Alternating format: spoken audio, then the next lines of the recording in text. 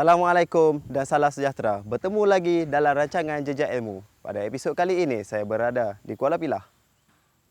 Ladang Alam Warisan adalah salah satu tempat yang mengamalkan sukan memanah dan berkuda mengikut sunnah Rasulullah. Jom ikuti saya untuk mengetahui lebih lanjut. Bajak jalan soram.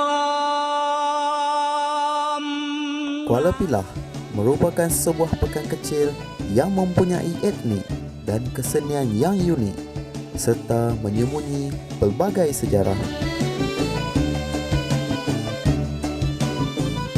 Di sini juga terdapat sebuah ladang yang dikenali sebagai Ladang Alam Warisan yang membawa konsep alam bagi mengangkat seni-seni warisan Melayu.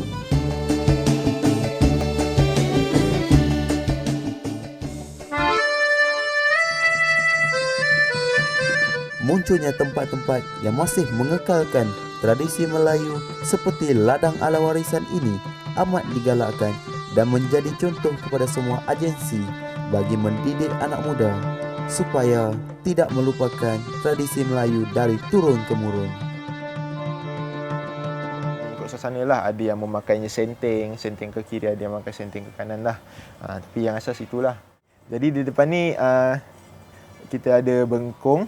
Ni bengkong, biasa bengkong ni yang dua bengkong ni. Jadi kita samalah macam saya pakai ni. Kita akan ikat di perut lah. Jadi yang kita ada ni sampin songket dan juga tanjak yang sedia ada lah, dari siap lipat. Dan juga keris. Okey. Jadi saya akan tunjukkan lah cara untuk memakai sampin. Okey.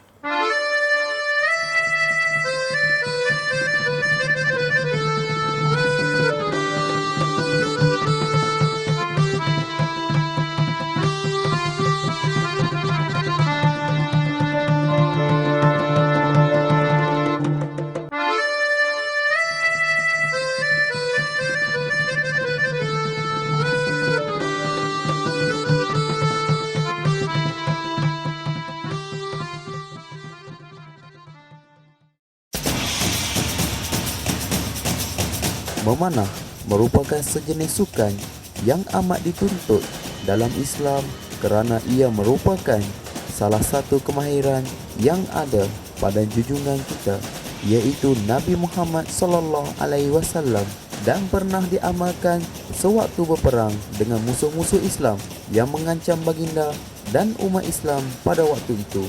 Tidak ketinggalan juga para sahabat yang pernah turut serta dalam peperangan.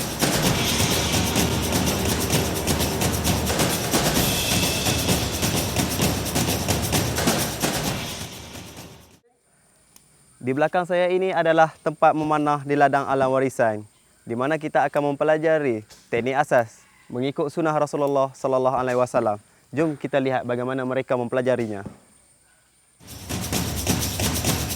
Di Ladang Alam Warisan, pengunjung dan penduduk setempat juga dapat mempelajari sukan memanah mengikut Islam. Mereka akan diterapkan dengan unsur-unsur Islam. Kaitan sukan memanah ini dengan Islam, jika kita lihat, Rasulullah telah menekankan memanah sebanyak 3 kali kerana dalam manah itu ada kekuatan. Rasulullah bersabda, sungguhnya manah itu ada kekuatan, manah itu ada kekuatan, manah itu ada kekuatan. Di situ bila kita melihat balik sabda Rasulullah tu, jadi itu menunjukkan betapa besarnya mengapa Rasulullah suruh menekankan kita memanah. Memanah ni sebenarnya adalah muhasabah diri. Kerana bagaimana saya mengatakan manah ni muhasabah diri?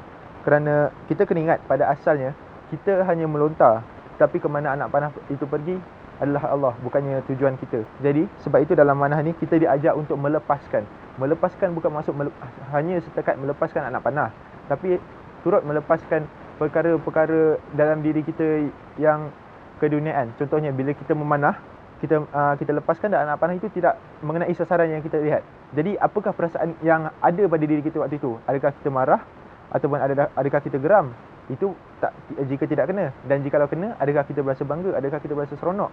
Jadi di situ kita akan muhasabah diri balik. Sebenarnya siapa yang menentukan hala tuju tu? Dan jikalau tiada kudrat darinya, masakan kita dapat memanah? Tenaga pengajar bagi sukan memanah di Ladang Alam Warisan ini sememangnya merupakan antara yang berpengalaman dan yang mendalam tentang sukan memanah. Teknik I cannot it can be easy to understand if first I tell you the essential, the principle. The principle is to shoot an arrow like saying one word. One word saying one arrow shoot.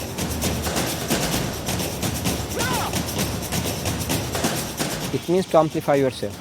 If you want to speak with somebody and you can touch his heart, you should put power in your word. Each shooting I make like this, from my heart to your heart, to the target, and back, and after. Your body should be like a magnet, moving always and take the target line. Your attitude will be focused on the shooting line. So, relax your shoulders, have a long breathing, yes, and we make the basic movement to bowing with the target. Try to keep the heart point on the line and bending in that line. So if you want to bend, you should turn your hips. I cannot bend like this, I turn bending my hips to the right.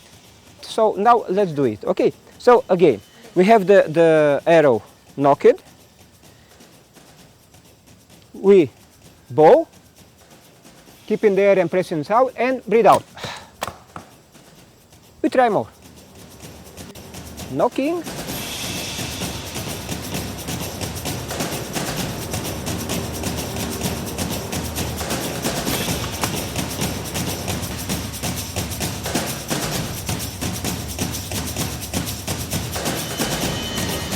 Peralatan memanah yang digunakan di sini kesemuanya berkonsepkan Islam, termasuklah dari segi bentuk panah itu sendiri. Okey, jadi dalam untuk memanah ni kita ada dua bahan yang dua peralatan yang utama lah, iaitu busoh dan juga anak panah. Anak panah ialah seperti yang ini dan juga seperti yang ini. Ada dua jenis anak panah. Jadi kat sini saya terangkan perbezaan antara dua jenis anak panah ni. Yang anak panah yang di sebelah kanan saya ni adalah anak panah karbon. Anak panah yang dia buat daripada besi karbon, kiranya pengeluaran kilang. Jadi yang di sebelah kiri saya pula ialah anak panah tradisional yang diperbuat daripada buluh.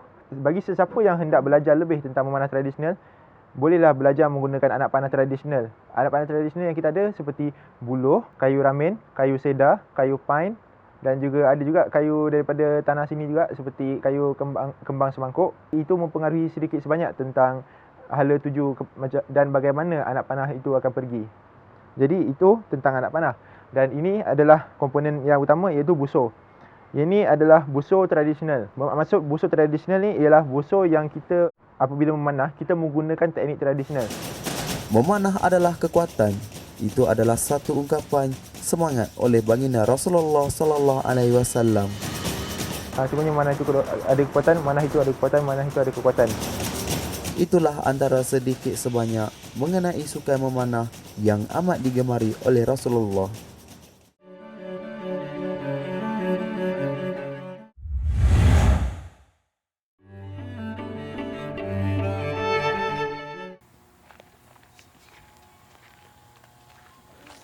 Kita bertemu lagi bersama Jejak Ilmu di dalam segmen kedua, iaitu sukan berkuda. Sukan berkuda juga adalah satu sukan yang digemari oleh Rasulullah sallallahu alaihi wasallam. Jom kita ikuti bagaimana cara ingin mempelajarinya.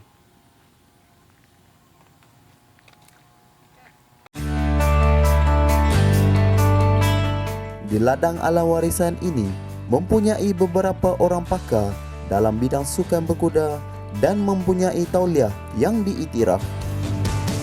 Saya Syahid Ilham bin Muhammad Sabri, asal daripada Terengganu.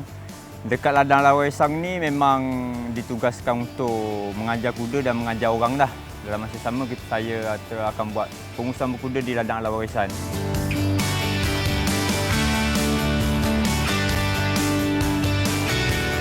Perkara pertama yang diajar di pusat ladang kuda alam warisan ini adalah mengenali setiap jenis kuda dan kerena yang terdapat di setiap jenis kuda. Okey, sekarang ni kita guna kuda yang bernama Awan. Awan ni kuda jantan. Tapi kuda jantan yang dah dikembirikan, dah dikasih. Maksudnya dia bukan jantan sempurna. Mana kata dia dah dikasih, dikembiri. Okay. Umur dia 12 tahun. 12 tahun. Umur dia 12 tahun. Jadi kalau kita nak tahu macam mana nak menunggang dia apa semua ni, kita kena tahulah dulu macam mana kita nak kena perapian apa semua ni, kita nak cantikkan kuda. Takkan kita buat macam mana? Takkan kita nak naik kuda dalam keadaan kotor.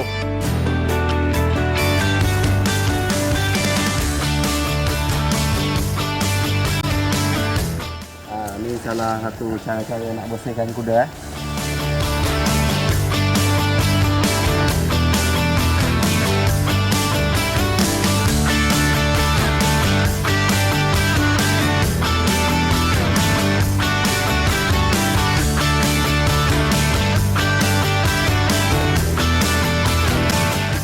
Okey, sekarang dah selesai semua, kita dah pasang siap apa semua. Hafiz, bolehlah menunggang. Boleh ya.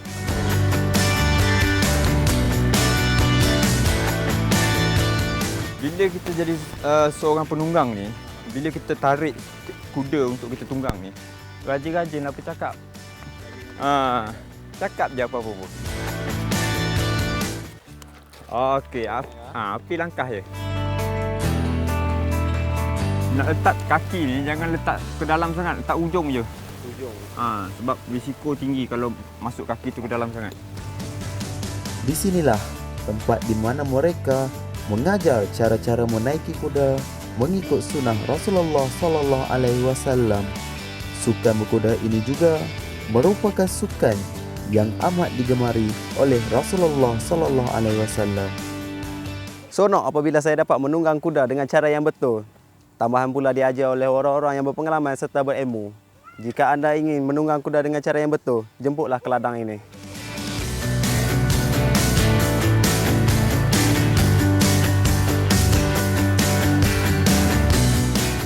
Selain di ladang alam warisan, ada juga tempat lain yang menawarkan sukan berkuda seperti ini.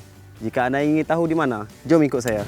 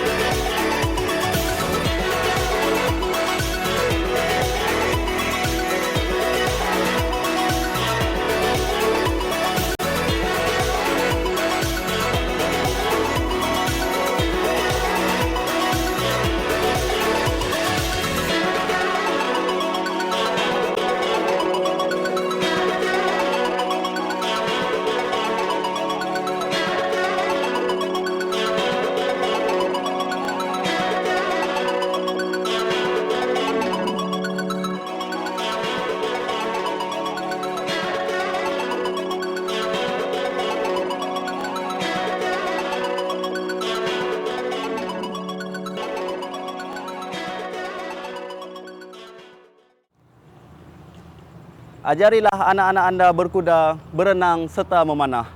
Berakhirnya segmen berkuda, maka berakhirlah jejak ilmu pada kali ini. Jangan lupa tonton ni di episod akan datang di mana akan menceritakan tentang sukan renang dan sukan berlari. Jumpa lagi di minggu hadapan. Assalamualaikum.